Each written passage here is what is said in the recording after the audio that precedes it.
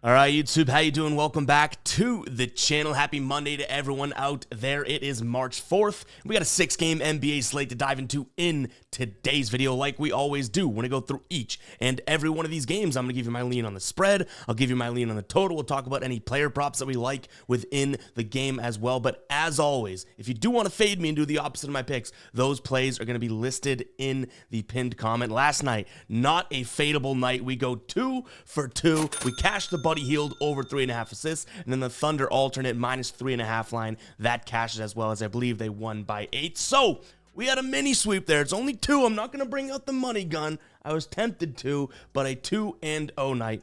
One more cha-ching though for that one. And the good news here, the ride of the day, we are back on a win train here. Hopefully I'm saying this name right, but Lalo came in with Josh Hart over 20.5 points plus rebounds. Josh Hart had 19 rebounds alone. So you know what? We're due. Pumping the damn crowd noise, guys. If you don't know what the ride of the day is, all you got to use is hashtag ride of the day in the comments. I jump on board with one person's pick in the comments and give you a shout out in the next video, win or loss. I also shout you out on my Instagram at evpicks and my Twitter at evguyboston. Those are going to be rotating throughout the show right here. But we did something new. We started something new a couple months back. If you do win your ride of the day, we continue to ride with your picks. So we'll be looking for Lalo's pick in the comments today. If that's not in by 2:30 p.m. Eastern time, we'll look for someone else. So go ahead and drop your ride of the days in the comments. But shout out to Lalo for cashing that Josh Hart one for us. All right, let's jump into game number 1 here. We do have Brooklyn taking on the Memphis Grizzlies here. Brooklyn actually is coming off 2 wins in a row against Atlanta.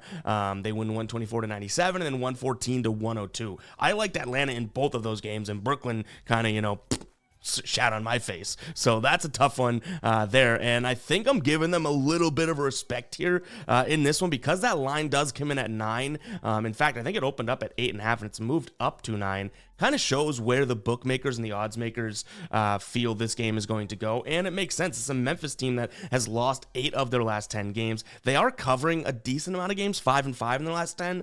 But, they're losing by 7 and, 20 points to, or more than 20, right, to Portland. Like, this Memphis team is kind of in the crap right now. So I'm going to lean towards Brooklyn minus the 9 points. I don't know if I can trust them enough to make that a final play, but as of right now, Brooklyn minus 9. In terms of a total, I also have to take a peek at the under. I just can't really justify taking the over in this spot when we see the way that these two offenses have been cooking, or lack thereof, I guess. Like, Memphis struggles to get to 100 points, it seems, every single night, and Brooklyn, like, they're kind of on the same page. Like, they have a couple high-scoring games, but that was against Atlanta, right? Those 2 games where Atlanta plays with crazy fast pace. And it was against San Antonio. They have crazy fast pace as well. The rest of their, 7 of their last 10 games have been low-scoring games. So I'll take the under in this spot as well, even though it is such a low number. The low number probably could keep me off of it. Now, from a player prop perspective, let's jump into Outlier. By the way, guys, if you do want to check out Outlier, I'll have a link in the pinned comment. You get 7 days free of this tool. It is absolutely awesome, both for game picks, being able to go through, look at trends, look at where the money and the bets are, as well as diving deep into player props like this one here. We have Nick Claxton under 10.5 rebounds. I also don't mind his under 25.5 points plus rebounds plus assists. You can see last time they played, he only ended with 17, actually the last 2 times, but this season, that was a couple weeks ago, he had 10 points, 4 rebounds, and 3 assists. You can see here, in terms of what we have, I guess, from a matchup perspective on the season. So if we look at rebounds specifically on the season, it looks like Memphis, okay, wow, they give up a ton of rebounds to the center position. It might keep you off of this, right? But technically speaking, if we go over here and look at the last 7, this Memphis Grizzlies team, against centers here, rebounds-wise, actually allowing the fewest rebounds through the last 7 games to opposing centers. And Nick Claxton only averaging 15 rebound chances within his last 5 games, grabbing 49% of those, coming out to 7.4 rebounds per game. I like the under 10.5. I also, like I said, I like his under points, rebounds, and assists. But guys, go check out Outlier. Tons of cool tools you can see here. We can even filter to minutes played and everything like that if we wanted to. So go check it out, guys. That link is in the pinned comment. I know me and Tassos talk about Outlier all the time. It's because an absolute goated tool for player props here. So go ahead and check that out. But all right, in this game, to recap, -9 nets. I like the under, but kind of like meh, like the under. And then I really do like taking a peek at both of those props for Nick Claxton on the under. Next up, we have Milwaukee taking on the Clippers here. Milwaukee at home laying 5 points, total sitting at 227. In terms of injuries here, Giannis is listed as a game-time decision. Chris Middleton is listed as out, and it's worth noting that the Clippers are on a back-to-back here. They did play an afternoon game, so it's like a percentage of a back-to-back, I guess, but playing Minnesota yesterday, getting a close win. If Giannis plays, it's obviously what we want to look at here. I like Milwaukee, and I stutter when I say that because this is probably Milwaukee's biggest test out of the All-Star break. Yes, they played Minnesota and beat them, but they've now won 5 straight games, covered in 5 straight games, but I don't think that they've played someone that's as good as the Clippers. You can definitely make the argument that the Minnesota Timberwolves are, so maybe I'm splitting hairs here, but we just saw who straight up is better, Clippers or Timberwolves yesterday, right, to some degree, so I truly believe this is their biggest task so far, and they're favored in this one probably because the Clippers aren't a back-to-back, but also because, like I said, Milwaukee's playing decent basketball. 5 straight wins, 5 straight covers coming out of the All-Star break. Last time these two teams played, Milwaukee wins, that was in mid-February, early February. They won 119-106. That was, I don't think they've played this year, so that must have been February of last year if I don't have my dates mixed up. But, this will probably be like a tell-all game for Milwaukee. Like, can we trust them moving forward? Because we've bet them a couple times or leaned them a couple times as well, and they've actually been cashing. But let's not forget how bad this team was against the spread, earlier in the season, right? Even still, when we look at against the spread records, they are the 4th worst in the entire league. But that's because, of how dreadful they were. They've been a little bit better as of late. I'm also considering taking a peek at the over here. So when Milwaukee is at home, 60% of their home games have been overs. And then we have the Clippers here on a back-to-back. 56% of their games on a back-to-back have ended in an over. And yesterday's game for the Clippers was super low scoring. Maybe they're ready to go out there and turn the offense on a little bit, all right?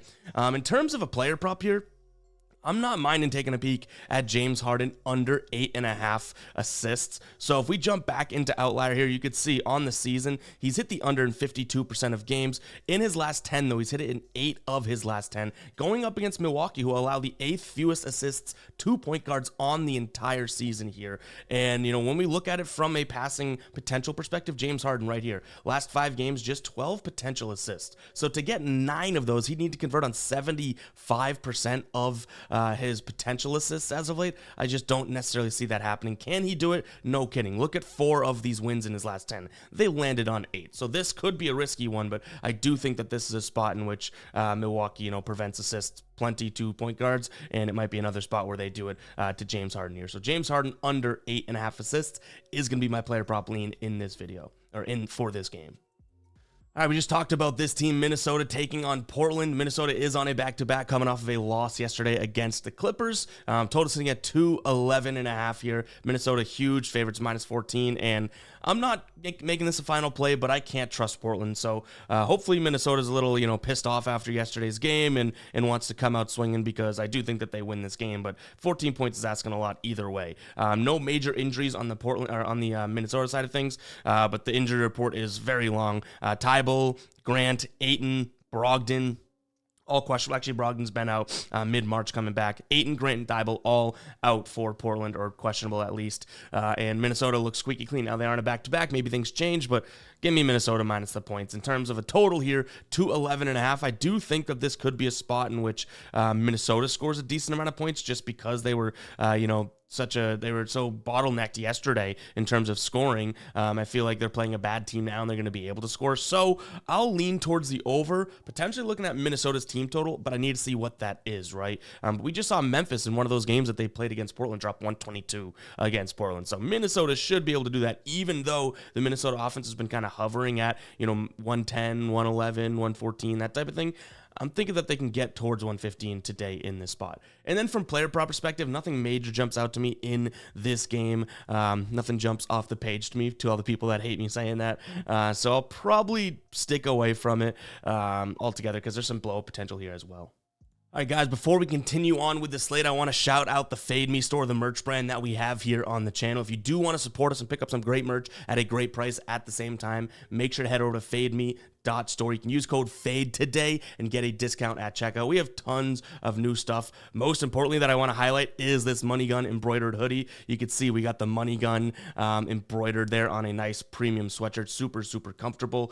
Go ahead and check it out, guys. Again, that's fademe.store. This is the newest product. We have a lot more coming with the Money Gun sort of collection as an idea and as a starting point. So super excited for that. But like I said, tons of cool stuff over there right now. The Gambler collection flying off the shelves. If you guys do want to support us and get some great merch at the same time, head over to fademe.store. Again, use code FADE and you'll get a discount at checkout. FADE at fademe.store. Go check it out. Support what we're doing here. Help us grow and just join the club, guys.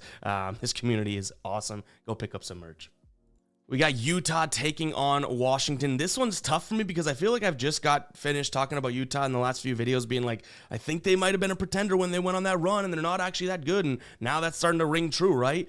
But they're back at home, so I can give them that. They are a better home team than road team this year, even though they've just been kind of bad as of late. But if you look at Washington, it's like, what is Washington even trying to do? I don't think they're trying to win basketball games. And if they are, they're doing a pretty damn bad job at that. Wow, can't speak. So give me Utah here minus the points. It's crazy because I have been kind of off the Utah train. No Laurie Markkinen here, no Walker Kessler. I think Jordan Clarkson's also on the injury report, yet they're still 6-point favorites. So I'm trusting the number there. In terms of a total, we're looking at 240, which does seem like, oh, that's a high number, but why shouldn't we consider an over with the way that these two teams have been playing, right? Especially defensively. So Washington's covered the over in 6 of their last 10 games, and then Utah, 5 of the last 10 games have been overs as well, which you're probably thinking, okay, that's not that great. But to this line, they've covered it plenty, just like last game, hitting over this 240 number. So I'll lean towards the over. But again, this is such like a matchup that I don't know if we pull the trigger on anything in here. I could be talked into Utah minus 6 though, but I don't think that I end up looking at that total at all. In terms of player props here, I did like the idea of Colin Sexton under points plus assists, points plus rebounds, as well as his points, rebounds, and assists, because he's just been so low to that number. But I think it's inflated due to the fact that they're playing Washington. So when you jump in here and look at his trends, it's like, hell yeah, there's a lot of red there, right? Points plus rebound, a lot of red. Where is it? Points plus assists, a lot of red. But that's because look at Washington. Dead last overall in both of these categories to point guards and shooting guards, is where he's going to bounce back and forth. Absolutely abysmal. So if we look at it from a PRA perspective, and again, this is one that I'm considering, but I don't think I'll pull the trigger on because of the matchup. So this looks great. This does not. Washington, 29th in preventing, so second most points to shooting guards, most rebounds to shooting guards, most assists to shooting guards on the season. Good news, I guess you could say, is that look at Colin Sexton the last couple times, or last few times he's played them. Bad news is the minutes have not been there when he played them. As of late, he's playing way more minutes than that. So again, I like the play based on trends.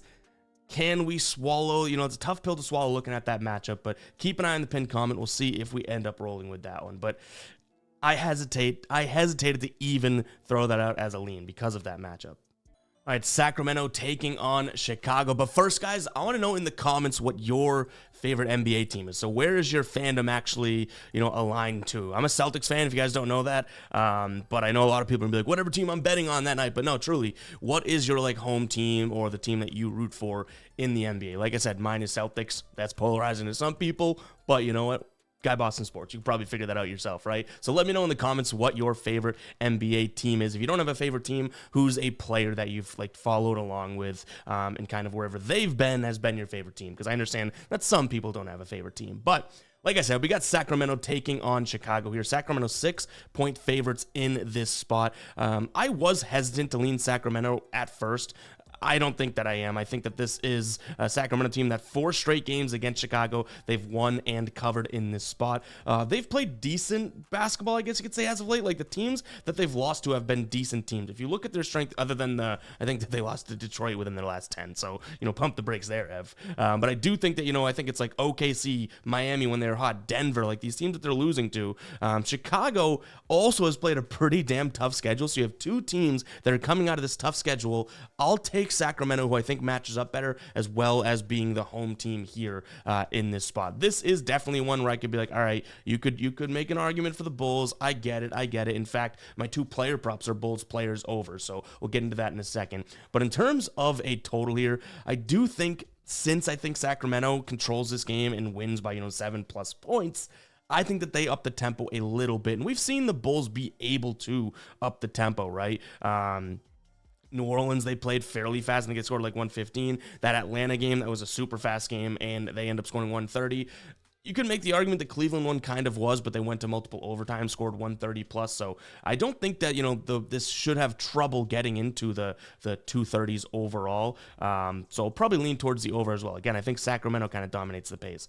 Now, from a player prop perspective, first one we're looking at is going to be Alex Caruso, over 14.5 points, rebounds, and assists. You can see overall here, Sacramento allowing plenty of points as well as assists to opposing players. The rebounds, not so much, but I do like the rebound spot, because you can see that he's had plenty of games, even this year, if we pull it back out, that he's had 6 plus 9, 8, many high-ish rebounding games. In fact, head-to-head, he had 5 rebounds against Sacramento at the beginning of February. And if you look at the points, rebounds, and assists line here, we have 14.5. He had 18 PRA against them last time they played. And why I'm taking the PRA line here is because these different colored boxes are the points, rebounds, and assists. Look how even everything he did was. 6 assists, 5 rebounds, 7 points. You know what I mean? We can't pick a stat there that's like, oh, well, that's super, important, or we can leave one of those. No, I think he's going to need all 3 of these to truly be able to dominate that number at 14.5. So Alex Caruso over 14.5 points, rebounds, and assists. Next, we got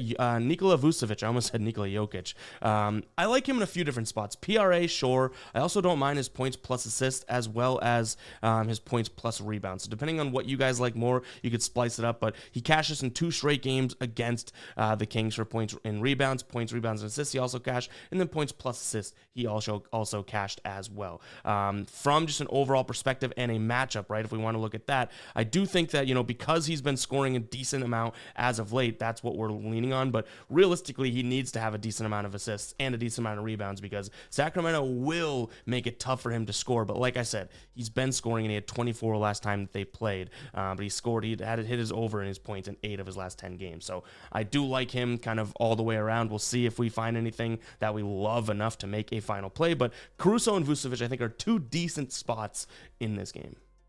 All right, we got the Lakers taking on OKC. LeBron, Anthony Davis on the injury report here. In terms of OKC, pretty healthy. They are coming off of that win yesterday, so they're on a back-to-back. OKC on back-to-backs this season. Let me pull up my notes here. On back-to-backs this season, 70% cover rate here. Lakers with a rest advantage over their team, just 27.3% of games they've covered in, so not all that great. I still like OKC, and it's almost like I just don't want to overthink this, right? That line would make me be like, why are they only, why are they 1-point dogs? Never mind being, favorites. They're the better team. Are they just judging a back-to-back? Well, if so, this is a very, very young OKC team, and I think that they can handle a back-to-back here and there. Obviously, 70% cover rate on the season. So unless I'm missing some injuries, or there's some injuries that aren't out yet, OKC plus the 1 point. Maybe take them as underdog money line. In terms of a total, I don't mind taking a peek at the over here. I think that this is a game in which OKC can run. In their last meeting between these 2 teams, it was a low-scoring game, 112-105, but the game before that, which was this season, was a 129-120 game, and then we had a 133 game to 110 game. They've had 2 high-scoring games out of the 3 this season. I think that this is the 3rd. From a player prop perspective, we're going to have to see if LeBron and Anthony Davis play and whatnot. But I could see LeBron James kind of having a good night here. Points and assists, he's cashed that in 8 of his last 9 games and in 7 straight games. Last time he played the Thunder, however, he was a little shy of that number. Right now, that number is at 32.5. He finished with 31, so 25-6 points plus assists last time they played. But the time before that, he went for 40 points and 7 assists. If you like him on the PRA line, I don't necessarily hate that either. It's going to be fairly similar in terms of, his cover rate and whatnot. not against OKC. But he does end up going from, like I said, 8 of his last 9 covering that with the points plus assists. You throw rebounds in there, all of a sudden it turns into him only cashing that in 5 of his last 10. So it does drop off slightly here. And OKC has been, a decent team against the power forward this season. So I could see why you might want to say, yeah, maybe we don't roll with LeBron. But other than that, no major player props really jump out to me in this spot. I think it's going to be a decent game, but some of these lines are super inflated because of that. But guys, that's going to wrap for today's show. Hope you guys did enjoy. If you did, hit that like button. We will also be live tonight on Monday like we do Monday nights, probably building some prize pick slips and that type of thing. So make sure to check in on that. I think around 4:30, maybe 4 o'clock, something like that. We'll jump over and go live right here on YouTube. So make sure you do follow up and check us out there. We have a great time live stream. We're just kind of kicking back and making some community parlays and that type of thing. So come check in, come chat, and we'll catch you guys in the next one, all right? Peace out.